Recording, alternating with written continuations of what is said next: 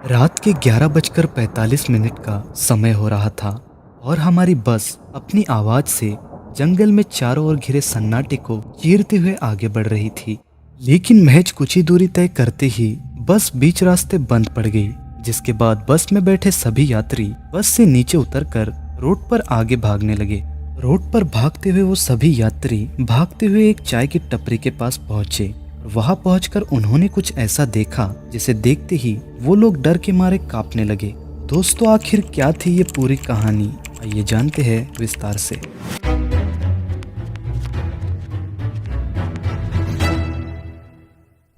नमस्कार दोस्तों, आप देख रहे हैं horror nights mister story teller के साथ। उस रात हुआ कुछ ऐसा था कि मैं अपने दोस्त तुषार के साथ दूसरे शहर जॉब का इंटरव्यू देने जा रहा था। रात 10 बजे की हमारी बस थी और हम दोनों ही चंद्रपुर बस डिपो पर बस की वहां पहुंचने की राह देख रहे थे। और आखिरकार 9:40 पर बस डिपो पर पहुंच गई।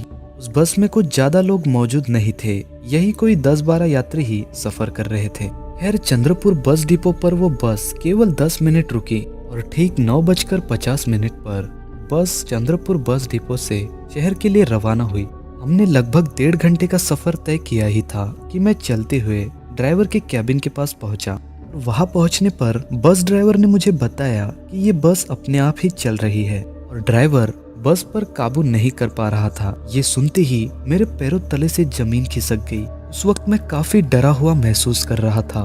मुझे कुछ भी समझ नहीं आ रहा था कि मैं अब क्या करूं। बस अब अपने आप ही एक वीरान रास्ते पर चल रही थी और चलते हुए अचानक ही वो बस एक झटके के साथ रुक जाती है। दोस्तों, ये झटका इतना जोरों का था कि अंदर बैठे कुछ यात्री अपने आगे वाली सीट से टकरा चुके थे और तो और कुछ यात्री ठीक से संतुलन न बनने के कारण नीचे भी गिर गए थे। और इसी कारण से पीछे बैठे कुछ यात्री ड्राइवर को काफी बुरा भला भी कह रहे थे। इसी बीच जब मैंने आगे देखा तो मैंने पाया कि बस के आगे रोड पर कोई तो खड़ा है, जिसके शरीर का आकार एक आम इंसान से काफी ज्यादा बड़ा था। उसने काले कपड़े पहन रखे थे और दिखने में वो किसी दानव से कम नहीं लग रहा था। लेकिन अचरज की बात तो ये थी कि उसका चेहरा मुझे नजर ही नहीं आ रहा था और मेरे साथ साथ वो ड्राइवर भी उसे देख पा रहा था। और उस वक्त हम उसे देख ही रहे थे कि वो अचानक से हमारी आंखों से ओझल हो गया। ये सब होते देखने के बाद हम दोनों ये तो समझ ही चुके थे कि ये जो भी है, लेकिन ये कोई साधारण इंसान नहीं है। इसके बाद बस में सफर कर रहे सभी यात्रियों को उस बस ड्राइवर ने शैतान के बारे में बताया, जिसके बाद बस में बैठे सभी यात्री बस से नीचे उतरकर एक जगह इकट्ठा हो गए। इसी बीच अचानक से बस के अंदर से एक महिला की चीखने की आवाज सुनाई दी। वो आवाज सुनते ही मैं समझ चुका था कि उस महिला के साथ क्या हुआ है। शैतान के डर से कोई भी बस के अंदर जाने के लिए तैयार नहीं था। जिसके बाद मैं, मेरा दोस्त तुषार और वो बस ड्राइवर, हम तीनों ही बस के अंदर पहुंचे। वहां पहुंचते ही हमने देखा कि वो महिला डर के मारे बेहोश हो चुकी है।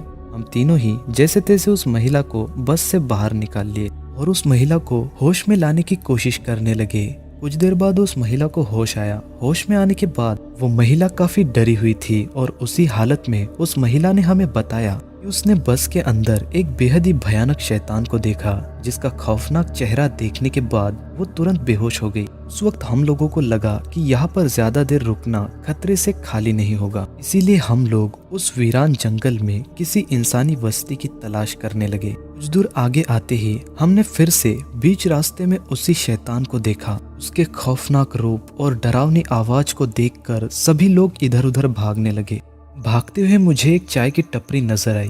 पहले तो मैं ये सोचकर हैरान था कि इतनी रात को इतने घने जंगल में भला कोई चाय की टपरी क्यों लगाएगा, लेकिन वहां जाकर पूछताछ करने के अलावा मेरे पास दूसरा कोई चारा भी नहीं था। मैं तुरंत उस चाय की टपरी के पास पहुंचा। वहां पहुंचते ही मैंने देखा कि एक बूढ़े चाचा वहां पर चाय बना रहे थे और फिर कुछ देर सांस लेने के बाद मैंने अपने साथ हुई सारी घटना उन चाचा को बताई। जिसके बाद उन चाचा ने मुझे बताया, देखो बेटा, आज से 2 साल पहले की बात है।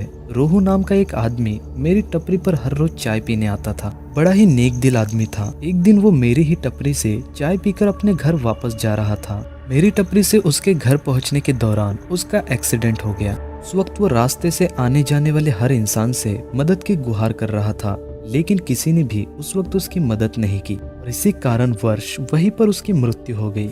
से लेकर आज तक इस रास्ते से गुजरने वाले हर वाहन चालक से वो अपनी मौत का बदला लेता है। चाचा के ऐसे कहने के बाद जब मैंने वहाँ पर बस कंडक्टर और ड्राइवर को देखा तो वो लोग वहाँ पर नहीं थे। वो दोनों ही किसी रहस्यमय तरीके से वहाँ से गायब हो चुके थे और चाचा के मुताबिक उस रोहू नाम के आदमी की अतृप्त आत्मा ने ही उन दोनों से अपना बदला लिया है।